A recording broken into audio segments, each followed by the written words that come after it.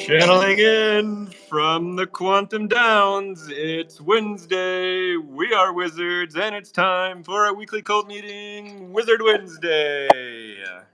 This is your host, Elf J. Troll, and I'm joined by Dota and Bear.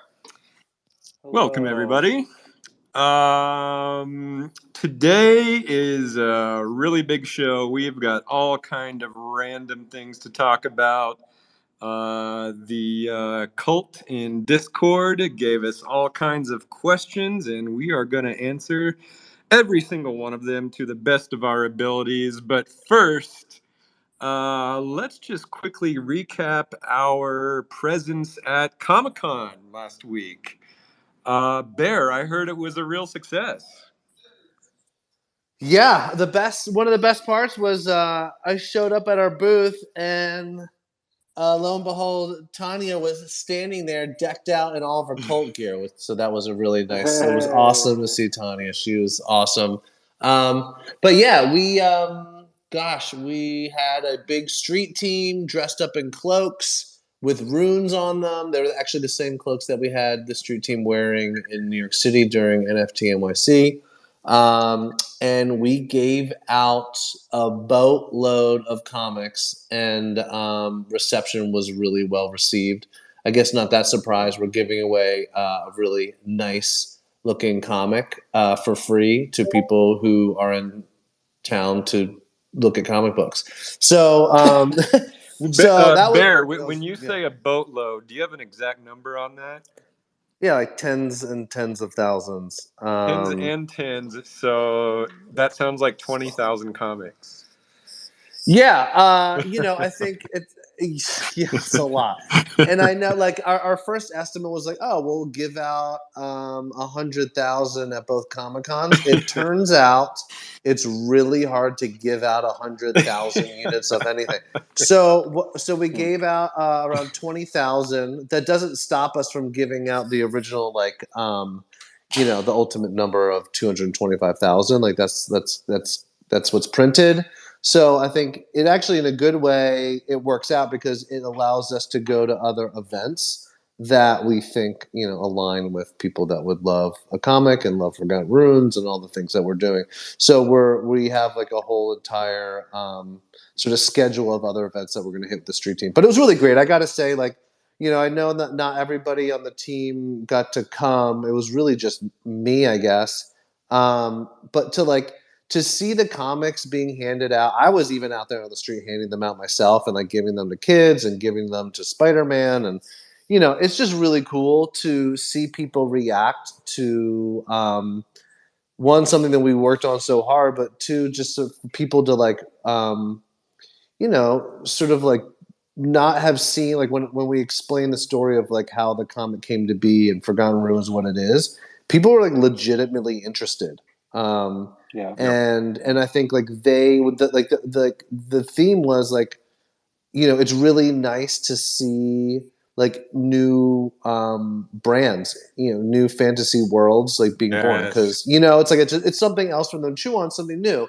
And so I thought that was really interesting because it's not like they just want to double down on the Spider-Mans and the X-Men's and all the amazing Marvel, which is like, they deserve to be where they're at, of course. But right, but like, how many more Marvel comics do you want to see when you go to Comic-Con? It's like every year there's more Marvel comics. Yeah, like new characters, new worlds, new stories, and everybody really resonated with like the idea of like the book of lore, and that like we're implementing stories that are sort of derived partially from the cult. Anyway, so it was really nice. And then the last thing I'll say is we had a booth at Comic-Con where I saw Tanya with Bliss on Tap comics, and they had like printed up this really nice big poster for us. With the cover art there, and then Riley Brown, who did the cover art, who goes to these things all the time. Like he was in the artist alley, I think they call it, where he like people come up to him and he signs past comics that he's made. So he came and was at our booth, and actually I think we can get to it later in the show, but we have a bunch of signed, well, not a bunch, a limited amount of like signed copies from Riley that I think Locke and team have some fun stuff cooked up for people to win. So it was fun. It was really cool. Really cool. Love it. And I love one of the things that I like always get from people is I'm like, oh, we made a comic. I'll like bring you a copy, and they're just like, okay, whatever. And then you hand it to them, and they feel the weight in their hand, right? The first thing is like, they kind of move it up and down, and they're like, wow, this is really nice. And like, I think that that's one of the things that I love about being able to give it out is that like, so many times you're walking on the street and someone's handing you a flyer or a postcard or whatever, and you're just like, no thanks. But then like if you take the Forgotten Roots comic, you're like, this is actually something that I want and something that I want to keep. And so, I don't know. Yeah, I don't know. I don't know what the future holds for issue 2, but I like love that we've been able to just hand up issue 1 or issue 0. Excuse me, I should get my numerology proper. Yep. I love what we've been able to do with issue 0, and I don't know if we'll be able to give away issue 1, but I'd like to. I think it's been great to be able to just like get it in people's hands. Yeah, well, that actually leads into one of the questions. I think Snoop Dogg asked about the next comic, and I'll just say that yes, issue 1, which is the next one, it's in production. The cover is done, and damn, it looks good. Yep. The story is written. Yeah, I mean it's just it's being drawn right now. So I mean I don't know exactly how long that takes, but maybe Bear, you have a better idea? Yeah, I think it's around like 6 to 8 weeks. Okay. Yep. But of course we always like do fun pages in the comic, and Sure. now Nalgene's looking at me right now like, don't you dare say 6 to 8 weeks, because he helps handle all the other stuff. Yeah, run away! Right, he just ran outside. But yeah, so like the actual story pages take about 6 to 8 weeks. But we put all the fun stuff in there too. Yeah, extra pages, extra surprises. But yeah, it's in production. Two Crows asked, and he said, "Is comic number 2?" And I think he means number 1. Is it a continuation of the first comic, or is it an entirely new set of stories? Oh, it is a continuation. Right? Yeah. So not everybody, and we're going to solve this. We should talk about it later. Not everybody has the comic, but Locke will give an update. We're going to remedy anyone who wants a comic will be able to order it. We'll talk about that later.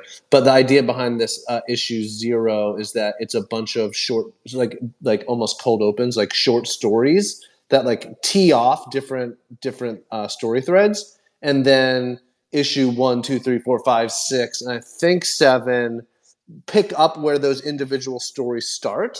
Yep. And then like 8, 9, 10, like all the story threads start to come together into one piece.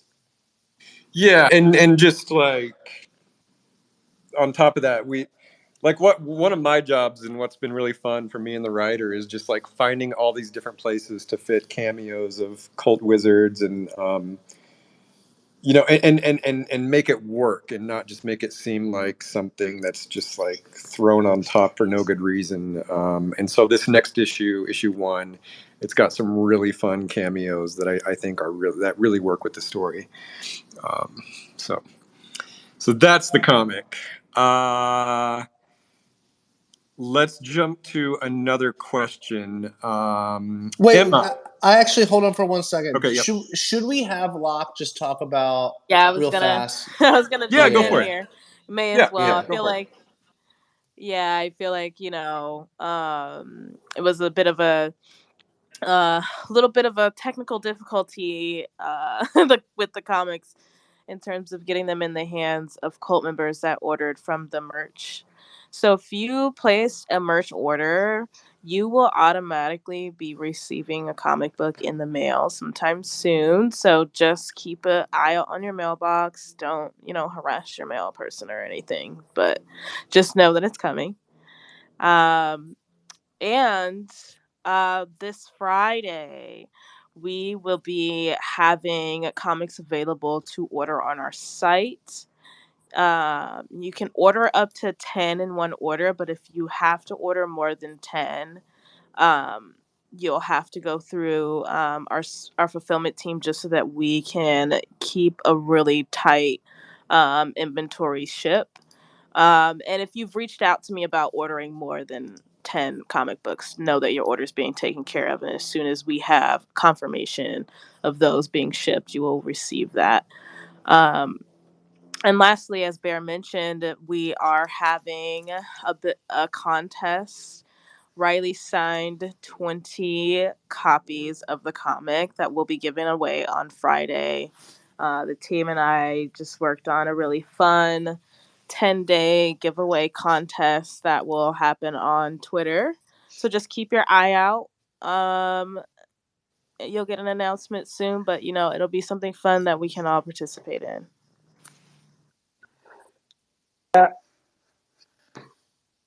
Thanks, Locke. The another thing on the comic book, Halloween is a few months away, and I would love if some people wanted to order a stack of comic books and hand them out for trick or treat, because like, who wouldn't want to get a Forgotten Runes comic in their trick or treat bag? That's a really good idea. It has to come with a giant candy bar, though. Yeah, that's right. Yeah, we'll sponsor full size name brand. Yeah, not like butterscotch wraps. Not that disgusting. Or Almond Joy. Yeah, no purple Jolly Ranchers. Or candy corn. Yeah, or black exactly. licorice. Yeah, homemade popcorn balls. I think we all just said some very controversial things, by the way. Where our cult members are going to come for us with pitchforks, their favorite candies, and what have you. Yeah. Okay, awesome. Is that all on the comic? Yes. So. Yeah. Okay, great. Okay, other questions. So Emma asked, out of all the different projects you're juggling within Magic Machine, what's your favorite one at the moment? That's hard. Yeah. Oh no, it's really hard. My answer is like my ongoing answer will always be the TV show. But beyond that, we have some really fun merch things coming out that I'm actually not even going to talk about. But yeah, that's my answer. Shut your mouth. Yeah, don't open that can of worms. Yeah. I feel like it's a weird time too. Like, we try to not stand up here and like tease all sorts of secrets, but we have like right now, we have like maybe 20 different things in progress that we are like not like quite ready to talk about, right? Like, even some of these things popped up as questions today, right? Like, what are we doing with the locks? What are we doing for the holidays? How are we putting the beasts to work? Like how, like, what are ways that we're going to reward the cult, and games that we're going to play, things like that. So yeah, I think we're working on all these things, but we're not ready to announce the specifics quite yet. But it's been so much fun to plan. But we did just send the Red Heels into production. Just want to let it. Right. Sponsored by Louboutin, or however you say that. Oh God, I can't believe you just did that. Wow. Locke, put him in his place. Wow. I mean, I just learned. I learned that from cease the to cult today. desist from Louboutin. But yeah, no. So Doda, you touched on another question. What people are asking about, like the locks. They're asking about pony burns, pony breeding, sacred flames. Again, we're not going to release specific details yet, but just trust us that all of these things are being intensely discussed, and there are definite plans for all of these things. It's like we're already talking about the Halloween and the Christmas events, which are right around the corner. So yeah, I mean, yeah, we've got things that are going to use all these tokens. Is all I can say right now. Yeah, one of the questions that someone asked, and they said, "Oh, if all of the flames are used, will you guys mint out the rest of the souls?" And I thought that was really interesting, because I think that my answer there is that, like, when the flames are used, the souls are finished. Yes. So like, there's not going to be more souls than flames. Agree. And so there's no more souls after the flames are used. And so, speaking of absolutely Sick burn. epic burn. Burn yesterday and today. Yeah, I don't know, Elf. You want to talk about that a little bit? Yeah, I mean, the Mask of the Red Death. Oh, With the fancy red shoes. When the Mask of the Red Death got revealed, I had no idea that the thing that would stand out the most is the damn red shoes. But but but I love it. I loved it so much that I even put red shoes on my little goat. So well done. The first person I saw to mention that in the Discord was Panico, but then I think Wise Sam took it to the next level and put the red shoes on the kobold. And then somebody asked, like, why is the Mask of the Red Death wearing these shoes? And I'm just gonna say that, like, a lot of research goes into this project, and if you look at the time period and you look at the aristocrats of that time and that region, men wore very high-heeled shoes. They were very fancy. So it's a well-researched character. I'll just say that. it was one of the evilest looking characters I've seen. Yeah, yeah. Yeah, he's very unique, and what's crazy is Juan Snow, I believe, is the person who burned that Yeah, yeah. character. So Juan owns the Grim Reaper and the Mask of the Red Death, which is like Damn. Pretty the wild. two Yeah. most deathly souls, maybe. But he's earned it. I don't know exactly the number of souls that he burned, like last night and this morning, but it was like a lot, like teens, I think. Yeah. Um, and one of the things that, of course, people in the burn chat know is that everyone has been. Yeah, someone in the chat Discord saying he burned 20 last night. But basically, folks, it's just incredible, incredible. And one of the things that the burn chat has been looking so forward to is burn 666, right? This Yeah. idea that we would surely, because we love the numerology, that we would put this ultra rare in place 666, and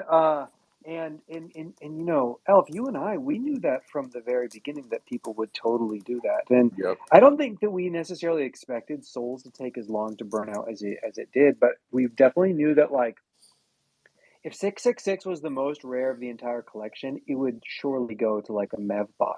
And we'd had this whole idea around like undesirables, and this idea that we've like prefaced all of these things with souls that, like, we never wanted souls to be like a guaranteed upgrade. We saw this even a couple of weeks ago with the honorary that was burned. That, like, some honoraries get burned and you get received, like, a soul of the honorary, but some honoraries get burned and it's basically like a quote unquote regular soul. And so, yeah, this idea of like not making 666 an ultra rare was like intentional from day one. And I have to admit, souls is like very emotional for me even today. Like watching some of these wizards be burned, I just, like, it hits me in the gut. And then watching people like burn wizards and burn their flames to try to get a soul for 666. By the time it got there, I like felt a little bad that 666 wasn't a rare, but at the same time, I didn't feel so bad enough to make any changes, because that's what you get when you burn a wizard, is there's always risk involved. So We've said from day one that this burning magic is very risky and unpredictable. But you're talking about something that I think we've learned over the year, which is be much more less obvious with our numerology plays, because people were like making really how do I put this accurate predictions on the ponies, and maybe even the Warriors too. So yeah, I think we're going to be a little more obscure with our future numerology plays. Um, yep. and then just to quickly hit two other questions within that. People were asking about pony burning and pony breeding. Do we want to say anything about that yet? Never say never. That's the only thing I want to say. Fair enough. Fair enough. Okay, TV asked about Beast season 2. Um, Great question. My answer for this is we're not even really done with Beast season 1 yet. By Yeah. that I just mean like we've got utility and tokenomics that we're cooking up for Beast season 1. And so we don't even want to do season 2 until we drop that. That's my Yes, rough and answer. well, and just to clarify, not being done with Beast season 1 doesn't mean that we are issuing more beasts. It's not Right. like you're not saying we're releasing beast number 8 like we did with the Correct. Oberos. Yes. Yeah, what you're suggesting, which is what we're doing, which is like we want to add more uses for the beasts, and Yes, so that's what I meant. Sorry. yep, no, it's fine. So I think that this idea around well, that it's good to be a beast holder and that there's ways that you can use it on-chain games. Those things are in progress. Yep, exactly. But I'm also like dying to do Beast season 2 because there's some of my favorite things to draw. But yeah, it's not going to happen until utility for season 1. Let's see. Dr. Pop actually put a really great question in there, and this is actually something I've been thinking a lot about before he even asked. He said, basically, can we use DAO voting to set canon? And I think the example he gave was like, can we vote on like official places on the map? I think this is a really interesting idea. Because for example, I was thinking the other day, like here's another like silly thing I think we could vote on, which is okay, for the kobolds, for example, the pixel art, they have those little horns, right? And in the trailer, those are horns. But I think some people are interpreting those as ears. Like I think the one who rings like made a kobold plushie and it looks like he's got ears. So this would be like a very canonical question. Are they horns or are they ears? And I would want to give like more voting power to kobold holders. But really it's just like it speaks to the bigger question, which is like maybe there's some kind of voting mechanism to set these canonical pieces of lore. What do you think, Dota or Bear? You're getting quite a reaction out of the Discord by I'm seeing that, suggesting yeah. kobolds have horns. Yeah. But yeah, or even Matto, I see you just came up. Do you have anything to add or? I guess that I think, well, Matto can speak, of course, but I guess that I think that like lore changes lore, something like that. That like this idea that we kind of vote to change a location on the map, like maybe fine. But like I also just think that like the stories that get told change the truth about how we think about the universe. Yep. And so yeah, so like you said, this idea of like kobolds being ears or horns is like you don't need a DAO vote for that. Everyone just sort of like knows where they stand one way or the other. So I think that like it really you survive history by telling a more compelling story, not just like voting Yeah. to change your name. No, I agree, and that's always been my feeling. But I don't know. I just feel like maybe there's certain pieces that might be fun as a vote. Well, I do think that actually, because so for example, the retcon, which I mean like, updating a few names from wizards on OpenSea, maybe adding affinities, right? Maybe changing a couple of the honoraries names to something that's like more palatable to the entire cult. Those things I honestly do want to do a vote. Like I actually want to split it up into maybe 4 or 5 different votes, which is like do we rename these particular honoraries with a more generic collection name? Yes or no? Do we add the affinities for wizards to OpenSea? Yes or no? Right? Like, I don't think that it's like clear that everybody necessarily wants those. And so, one of the biggest things that you and I talk about all the time is that the Venus the unicorn horn is labeled Venus flytrap. Yes. Uh, and so like, that bugs us to no end and we want to change it back. But like Matto's already in like made sort of like interesting lore around like how it's illegal to kill a unicorn, and so they just call it a Venus flytrap because of like, they don't want to get in trouble or something. And so like maybe that lore and the way that it is like deep seated enough that people don't want to change it. So we should put that up for a vote, and then maybe the vote changes what shows up on OpenSea, which then changes the lore. So Right. Yeah. Yeah. Yeah. It's an interesting idea, Dr. Pop.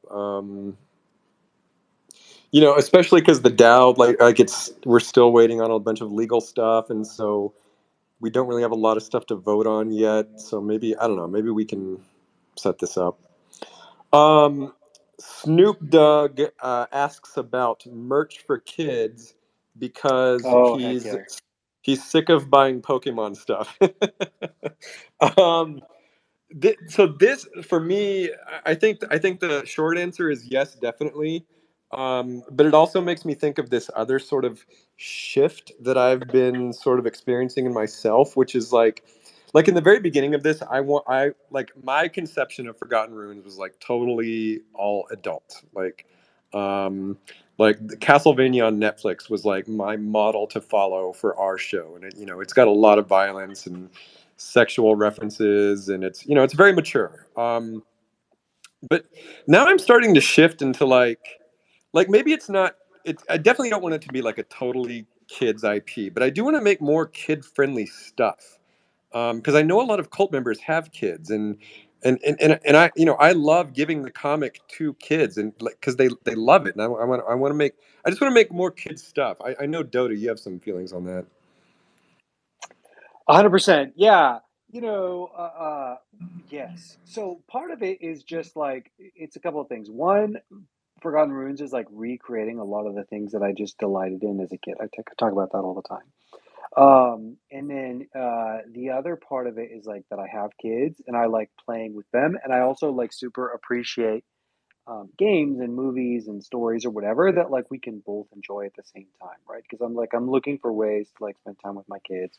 My kids love the wizards and like love creating artwork and doodling about it, and we play Magic the Gathering and all kinds of games together. So, and then I think the other part too is I just like love merch so much.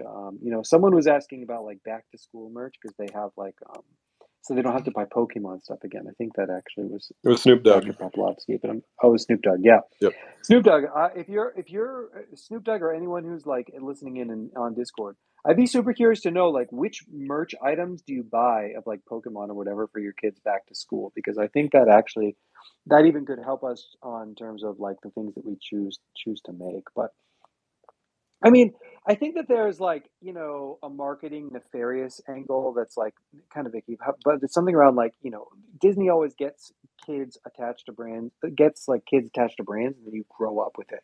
And I don't think that has to be necessarily like totally negative, but I still am like very fond of kind of the characters that I grew up with because it was like a very peaceful, carefree time and sort of and so I think that it is really important for us to like have things that kids can enjoy, especially as part of like a community that's like wholesome and encourages creativity and encourages creation. Like one of the things that like when you were at Cal Arts, like I live near there, and I didn't attend there, but I would like go up.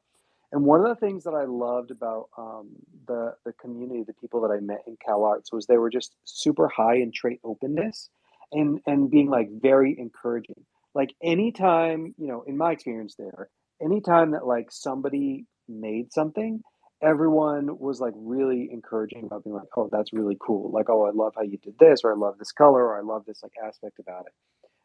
And I think that like being a part of a community that's uplifting for whatever you create, or they're like encouraging, they're default encouraging instead of like some communities are kind of like default exclusionary, right? Isn't that like the typical archetype of like the hipster, right? Is that like as soon as more people find out about the thing that they love, they like it less because they like the exclusionary nature of it. And I feel like Mhm. Forgotten Runes is the opposite of that in terms of like anytime anyone creates anything that's like part of our community, we love to see it. And so all that to say, I think it's good to get more kids involved in the cult, even to the point of like, I don't know if we want to talk about this, but like for the comic book, for example. So like in the comic book, we had like some, I don't know how you want to phrase it. Let's say like gentle cursing, and I noticed that even when I gave the comic book to like my nieces and nephews, where like they don't, that's not part of their family culture. I had to kind of hedge a little bit. I was like, there's some Yeah. curse words in here. I don't know if you guys are ready for that. Like, and then that was something you and I kind of talked about. Yep. I Yep. still remember, Elf. I remember the moment that I think solidified for it.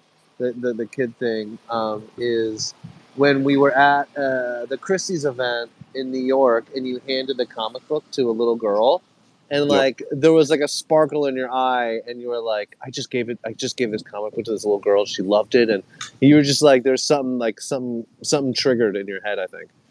Yeah, I mean, I could tell that she really liked it, but then I cringed because I was like, "Oh crap!" There's like some slightly edgier content in there, and I wondered if I should have done it. Um, but I think it was fine. Let's see. Hold on. MeepleDad, you just came up. Do you have anything to say? Oh, hey, gang. I Hey. just want to say if kids' merch, school backpacks, and lunch bags are like unbelievably valuable. We do them for my business, and holy smokes, do they make a lot of customers. It's wild. People just like see it every day at school, and they're like, "What is that? I need one," and it takes over. So that's Nice. my big alpha. Nice. Okay. Um, and Matto, you came up a while ago. Did you have something to add? Oh, nothing particularly to the current conversation or anything. I wanted to come up. I'll speak briefly because I'll speak briefly a bit later. I was going to talk about how my involvement with the Runiverse, but the Runiverse by Sonic. I'll mention that a bit later when we have a bit more time. Don't want to distract too much right now. Sure. Did you have something to say? Hey, Hey. I love the idea of back to school merch. And yet, as we talk about all this, like basically monetizing the IP, it always comes up for me the question about royalties. And I know Dot has shared a little bit more or some teasing tweets this week. So I was wondering if there was anything more to share there. Yeah, sort of. So, yeah, we actually even had a meeting with a potential partner this morning about that. Maybe I can speak in kind of high level terms, right? Okay, so some of the same disclaimers that I put every time I talk about this, right? Which is that, like, if you start talking about kind of like buying tokens and then you get sort of this passive income based on the efforts of others, then then you're really edging on this idea of like U.S. securities laws, which is a problem. And so I think that I want to be very clear that that's not something that is going to happen anytime soon without some like bigger regulation changes. That said, um, you know, part of the cult is not actually monetizing based on the efforts of others, but actually monetizing based on the efforts of yourself. And that, like, there actually is like quite a well trodden sort of world of monetizing rights within like intellectual property. And so we're working with basically a set of like forward looking partners that like are looking at, they've like dealt with kind of traditional intellectual property rights and paying royalties to holders,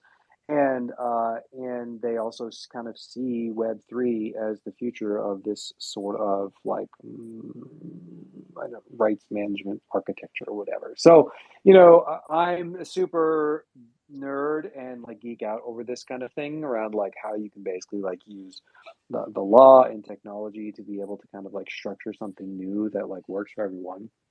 But the end result is basically we're trying to sketch out both like tool software and a legal framework to make it so that like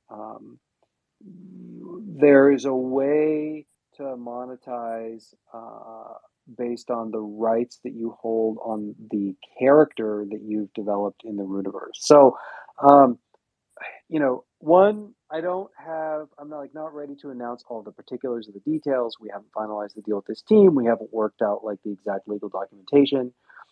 Two, I think that like even when we have that, it's going to take a little bit of time before there actually is like someone paying for that IP on the other end, right? Like even if we had this today, where they're like, oh, you sign into this form, sign this legal agreement, like, you get money if your wizard is used in the show, or if you just have a wizard, even if it's not used in the show. Well, we're like still kind of far from the show generating any revenue, like up into the point of being like 18 months away before the show generates any revenue. So, I think it'll be a bit of a slow start. On the other hand, this is like clearly the future of like monetizing characters. It's clear, like the way that I think about it is like if Airbnb lets anyone who like has a spare room like act like a hotel, like a mini hotel. Basically what we'll be either doing or partnering with is almost like Airbnb for IP rights, and so far as that even if you own a like the software that you get from Airbnb makes this whole like onerous process of like the legal framework and the insurance and the cleaning fees and like the checkout and the listings and like the market making, right? All that software helps make it so that you can compete with a big hotel, even if you just have a room. And similarly, there's like a stack, a legal and software stack for intellectual property that you'll be able to do with your wizard or your like your runes, basically IP, to be able to monetize and also like have a market for your character. So we're still very early, right? It's going to be years before anyone makes serious money there, but it's like so clearly the future in my mind. So I don't know if that answers your question. This is something we talk about all the time. We want it to be a major feature of the project. It's just like the biggest hurdle is all the legal stuff. That takes months and 1,000 emails, and it's a legal quagmire, but it's definitely something we're focused on. And also not to interrupt, like I think like what Dota is referencing is like I think we can solve how to do it and deploy it, but that doesn't, and we can do that sooner than later, but that doesn't necessarily mean the flow of revenue happens immediately, right? Because the business has to be firing on all cylinders. But I think it's a two-step process. It's like figuring it out, the framework, and then running things through the pipe. I think that's how it will play out. And I know Dota like tweeted this out and people were talking about it. I do think that like we're onto a path that will potentially like set a standard for everybody else in the space. Yeah, so I don't want to like definitely. I don't want to like downplay what we're doing, because it does feel like, oh wow, like I think we figured something out. So we're all just so excited about what it means. Cool. And as you were speaking there, Bear, it sounds a little bit like there would be like a first stage where not all revenue streams would lead into this path, and then at a later stage, all revenue streams would lead into this path. So, like, say at the beginning, maybe merch wouldn't be included, but then later on it would be. Is that what I'm hearing? Or No, I don't know. It's not that. It's more about like I think it's not about like individual pieces of the business and like waiting for that to trigger. It's more. I think the framework would set up everything for it to work day one, but really it's it takes the TV show, right, having a merchandising business that goes far beyond people in the cult and people in NFTs. It just takes time to build those businesses, so it generates a certain amount of revenue, if that makes sense. Just a little bit. cool. And in terms of like what Dota was saying about it's kind of based on work done, is there any way you can speak to weighting of royalty distribution in relation to number of tokens held or amount of law written or anything like that, or is it too early to say? I think it's too early. I think it's too early to say.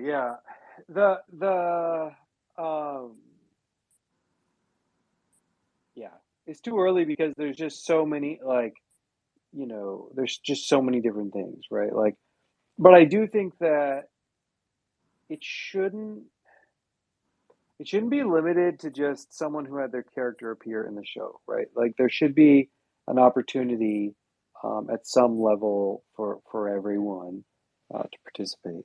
Yeah. The other, Yeah.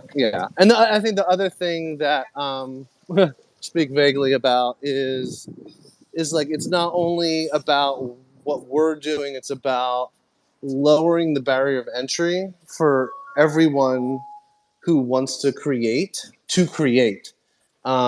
And so I think this is happening organically in our community right now. There's like this, I don't know what you want to call it, a creator economy, if you want to call it like a bland corporate term, but like that's happening. And how do we systematize that so that someone who doesn't necessarily feel comfortable writing a story themselves, but they want to get a story written for them. They don't feel comfortable painting, but they want to have a painting done. They don't feel comfortable being able to make a backpack or a lunchbox themselves. How can we Magic Machine create a system that makes it really easy for anyone to do any of these things? And so I think that's the other half of this. So there's like a passive and an active type of thing. Amazing. Thank you for the answers. Yeah, always support you guys. So thanks again. Thanks, O. Sure thing. Thanks, Yeah. Al. I want to talk about some really cool cult content that I've seen stand out this week. Unless you have anything else, Dota or Bear or Maddo. Let's do it. Okay. Maddo, I'll let you go after this. So yeah, there's just been such great things, and I want to acknowledge it. So Sammy Kitty's the pile of blood and guts hat. What a nice hat design. I just think it's a great graphic for a hat. It's hilarious. So I mean, yeah, I love it. I loved Tanya's waifu. Um, it's just beautiful. I mean, a girl in a bikini on a snapping turtle. That's just freaking awesome. I love when Tanya draws in this like old anime style. It's so cool. And then Waffles with a commission from Boxy Moxie of his Warrior Garth. Super cool style. Sam, why Sam with his Kobold Blarf on a motorcycle? Um, really nice piece of animation there. Uh, Two Crows with the Crowbot. And just lots of robotic crow character design happening. Super cool. I have no idea the lore behind this, but it's looking great. And then Dr. Pop has been super prolific lately. We've seen this really great guide to brown hat fashion from Archimegus Lux. Dr. Pop also did this really great burn art for Lewd Revenant Apollo. Just today, he dropped this great piece of artwork for Zoya, Killer of Runes.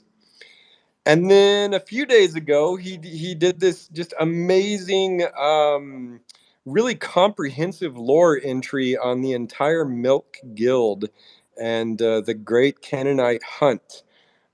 This is some of the most complex and thorough lore I've seen on the Canaanites. It's just really impressive, and I think I talked to Dr. Pop, and he was asking about like, can I put this in the wiki? Like, is this canon? And I mean, I think it's definitely canon worthy. Let's just put it that way. It's the best Canaanite lore I've seen. So I think it's definitely on its way to being canon. Then RYF has got this great commission from Tanya Del Rio. Um, it it looks like maybe the Quantum Ouroboros is in it. I'm not sure. But yeah, it's beautiful. And then another waifu from Acid Eater of her warrior McKenna. This Waifu Wednesday thing is just hilarious. We can thank, of course, Moron Global for that. And then we had two different artists do the founder trifecta. So Astro Yan, who's been doing this sort of crypto punk style, did me, Dota, and Bear. And then Artis, in her style, did me, Dota, and Bear. And of course, mine looks the coolest in both of these, as usual.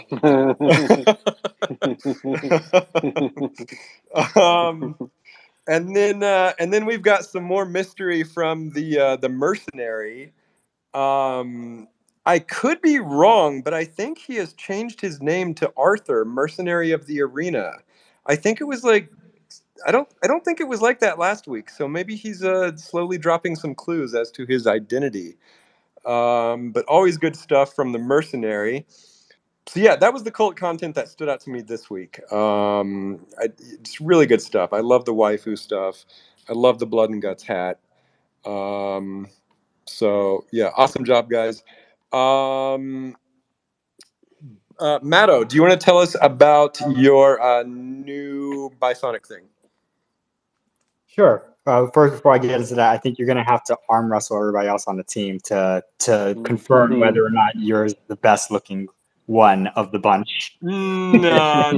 Whoa. The winner Let's decides. go. Yeah, no. I put that in the wiki, by the way, just for you. If you look at the entry, for the the troll that was won, it is Okay. Amazing. Yeah.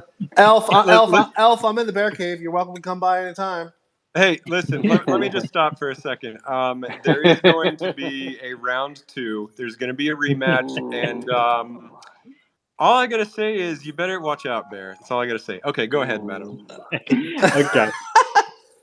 All right, guys. So I'm sure some of you have already noticed. I haven't made like a huge official announcement of it yet because I'm still kind of like I'm getting on the ropes. But I have taken on currently right now it's like part-time, but I may like expand it later. I have a community management position with Bisonic. Really glad to be helping him out and work together with him on the Runiverse game. I'm gonna try to increase efforts on getting more marketing push and getting more input from the cult directly to Bisonic, and a nice easy manner to hang around here so much. It's really easy for them to pick my mind for anything that's going on here. And I think I'm really excited for what they're making. I think as we just did the frog hunt, obviously, and there's a lot more planned coming out quite soon that we can't really get too into, obviously. But I think just keep an eye out on our Twitter and our Discord for the I'd say upcoming weeks. There's going to be some slow drips on some stuff here or there, and of course I will always act as like a good middle point for if you feel like there's any ideas that you have for the game or any any questions that you may have. Feel free to reach out to me. I feel like I'm a great point of contact that anybody can add me as a friend and DM me if you need anything. And super excited for what we have. I guess currently I'm just trying to help out the Discord get more activity. We're going to do some game nights in there. We had one scheduled 2 weeks ago. We have one coming up this Friday. I'll probably post more information later on it. I think we're going to do Jackbox this Friday. It's just casual stuff. So I mean, you can come in if you want to come in. If you don't, it's okay. We're just trying to get more, as we get close to the game's release, trying to get more activity in our Discord. And I'll try to find ways to, get as much cult content, cult representation directly to the Bisonic team, so we can make sure that, the Runiverse game completely encompasses everything that we love. That's fantastic. Amazing. Yes. I'm so glad that you're working with them. I think we really couldn't think of anyone better. We just told them so much that you're just obviously our like highest recommendation. You've been such an integral part of this community since minting. Yeah, that's really exciting. Congrats. Yep. I mean, congrats to us, honestly, that you agreed to do it. Congrats to everybody. That's great. This is a big win. Yeah. Yep. Honestly, it's an Speaking honor. of go ahead. No, I was just closing up saying it's an honor. So thank you so much for the recommendation and the opportunity presented. So Nice. On that topic, there was a lot of questions about the land sale. So the land sale, so the Runiverse game has in the game the total final supply at the end of time will be 70,000 plots, but we are of course not selling all 70,000 at once. So we've sold some already in the private land sale round that we have talked about months ago. And then, you know, of course, the original public sale was scheduled for, well, you know, right after kind of like the great crash of 22, right? So it was originally scheduled for right after kind of everything sort of fell apart, and we just decided, you know what, we probably should just wait a little bit. So there's no real like hard timeline on that. Because like the team is well funded, well organized, continuing to do development, right? I mean, the development that we're doing is actually a little bit farther ahead than it would have been because we would have had to like stop and do the launch, if that makes sense, right? So the time that we didn't spend on the launch has actually just been poured straight into doing game development. And Sonic has, you know, maybe one of the biggest pixel artist teams in the world, and they're just doing a great job kind of building up that game. The plots for the game are, you know, of various sizes, right? So there's 8x8, 16x16, 32x32, 64x64. And I believe the largest size right now is 128 by 128, but there's only going to ever be 7 of those. And so the prices of those plots, you know, it hasn't been announced officially already, right? But one of the things that you'll know that I like talked quite a lot about was that we wanted to make sure that typically when you do kind of these private rounds, the private round investors want to get kind of a discount versus the public. We felt, you know, they weren't necessarily pushing for that, but that's just like what's standard. And that didn't feel right to me. I wanted to make sure that if we were going to do this round, that everyone kind of got the same price. And so I think it's going to end up being pegged, you know, of course, to USD because ETH is just all over the place. And so the smallest plot sizes are around like $500. You know, we'll have more to announce about specific pricing and all of that and supply as we get closer to really launching the land. But you know, the use of the land will be kind of like the core of economic activity with regards to kind of like crafting and like yield of resources, right? So there's still loops around like social. There's still loops around like questing and battling with your friends where you can kind of earn money even if you don't own land. But when you own land, that's where you're able to kind of build structures, not only for like living spaces and social spaces, but also economic spaces as well.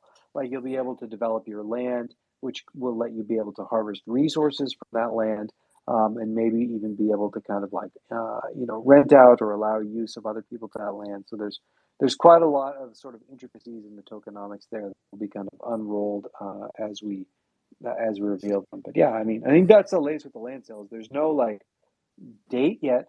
I don't know the final number, right? I don't know the exact final number of what kind of the number of plots that we're going to do in the first land sale. But, you know, basically the total value of that land sale is going to be somewhere between, you know, in ballpark of $10 million.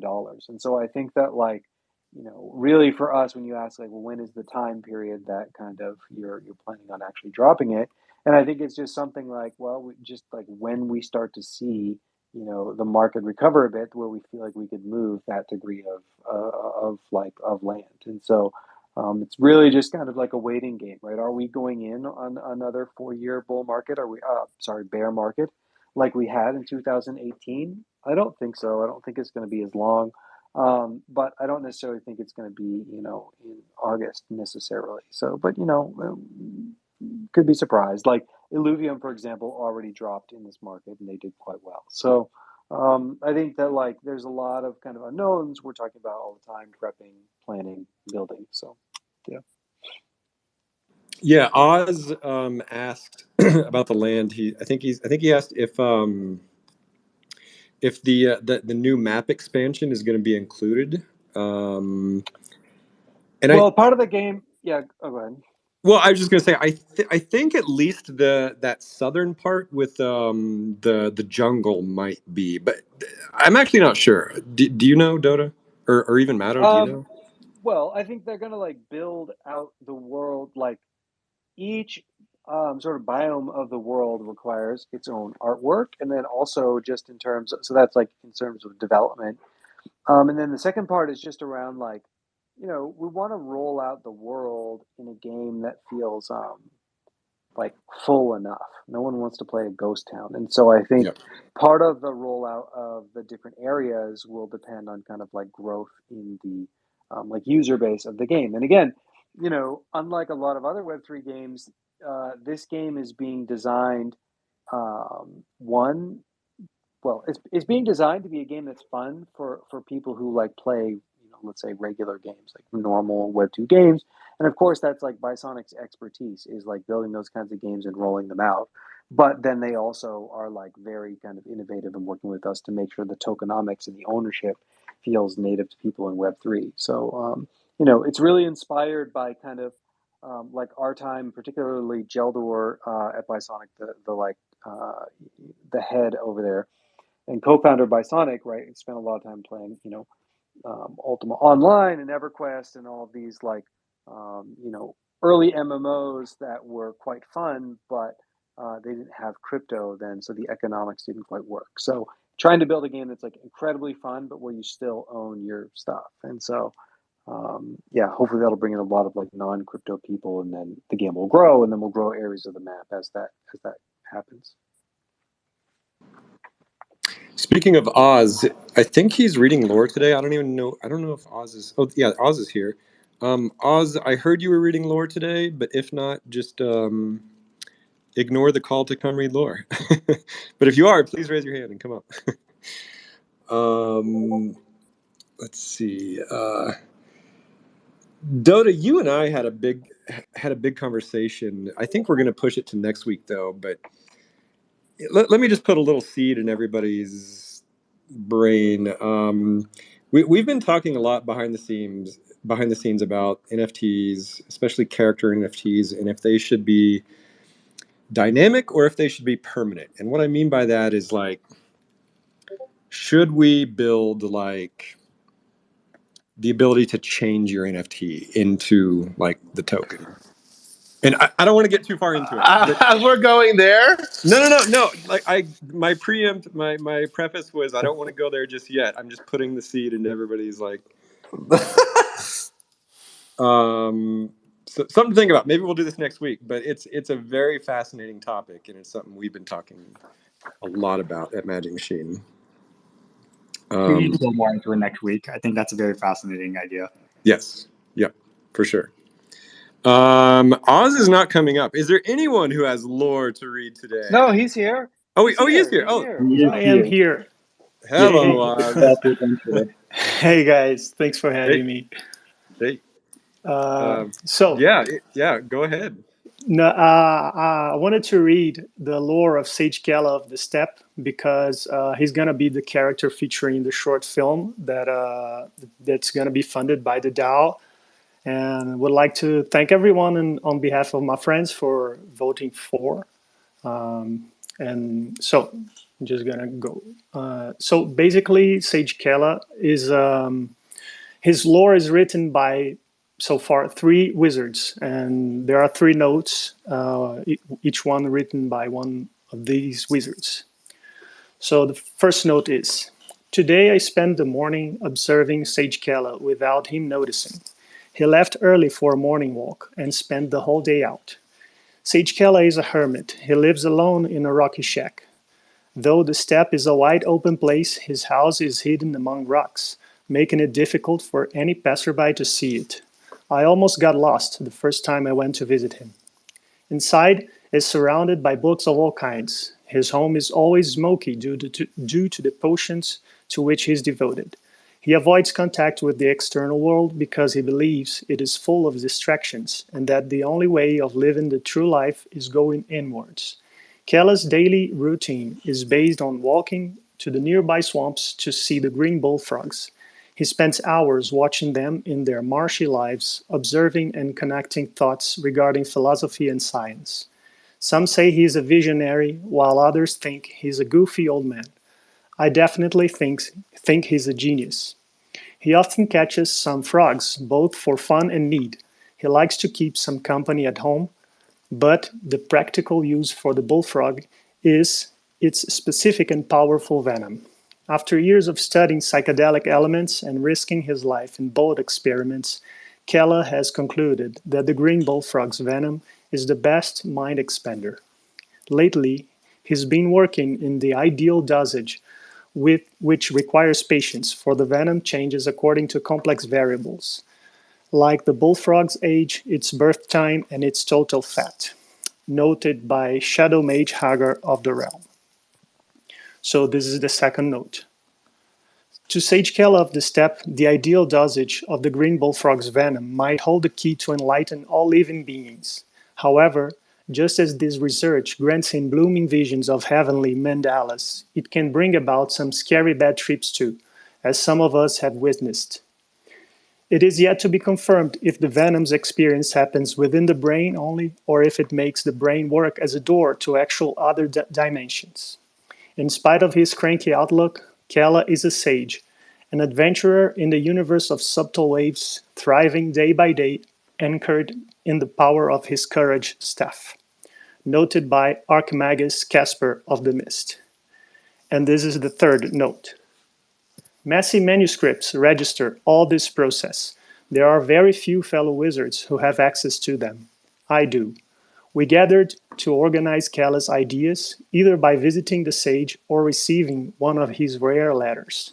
Despite the apparent random notes and drawings, our small group keeps attempting to save the research from being forever lost due to Kella's turbulent temper, even facing constant prejudice and mockery from some academic branches, noted by Sorcerer Azal of the Mount. To be continued. Man, I want Yeah. Sage Kella's life. Just get up in the morning, take a little walk to the swamp, and stare at bullfrogs. That sounds awesome. Yeah, it should be. Thanks for having me. Thank you, Oz. I feel like Oz. I feel like your actual meat space surroundings influence that story. Is that true? Yeah, definitely true. Except the venom of the bullfrogs is not actually from the bullfrog. Gotcha. Wink, wink, wink. Yes. Nice.